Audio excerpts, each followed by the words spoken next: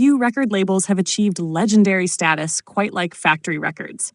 Founded in Manchester in 1978 by Tony Wilson, Alan Erasmus, Peter Saville, and producer Martin Hannett, Factory became more than a business. It was a cultural movement. With a roster that included Joy Division, New Order, and Happy Mondays, the label not only defined the post-punk era, but also laid the foundation for the dance and rave culture that followed. Its influence continues to ripple through music, design, and independent label culture worldwide. From its inception, Factory Records was unconventional. Wilson and his team rejected traditional business models, prioritizing artistic freedom and aesthetic over profit. Each release was given a unique catalog number, even non-musical items like a club or a poster, reinforcing the label's emphasis on art and identity. The label's visual style, largely crafted by graphic designer Peter Saville, gave Factory a distinctive, minimalist look that made every release feel like a collectible artifact. The breakthrough came with Joy Division, whose stark, haunting sound set the tone for Factory's identity. Their 1979 debut album, Unknown Pleasures, was a masterpiece of mood and production, thanks in large part to Martin Hannett's atmospheric techniques. Joy Division's tragic story, marked by the death of singer Ian Curtis in 1980, left an indelible mark on the label.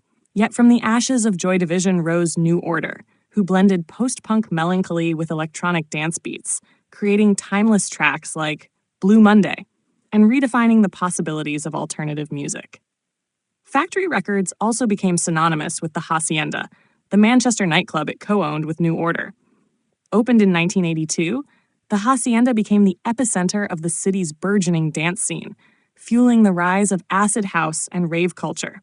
While financially disastrous, the club's cultural impact was enormous, turning Manchester into Madchester, and influencing an entire generation of artists and fans.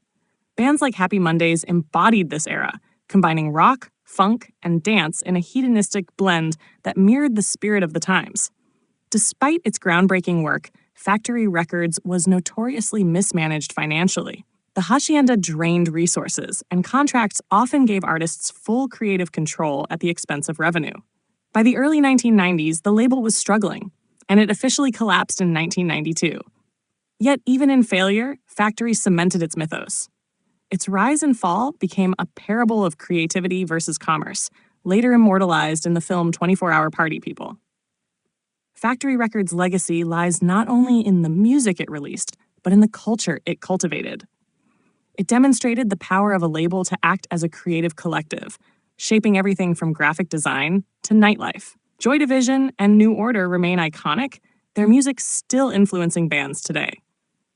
The Hacienda, though long gone, is remembered as one of the most important clubs in music history, and Tony Wilson's philosophy that musicians should be free to create without compromise continues to inspire independent labels and artists across the globe. For Manchester, Factory Records is more than history. It is identity. It turned a post-industrial city into a world capital of music, proving that vision, passion, and risk-taking can change the cultural landscape forever.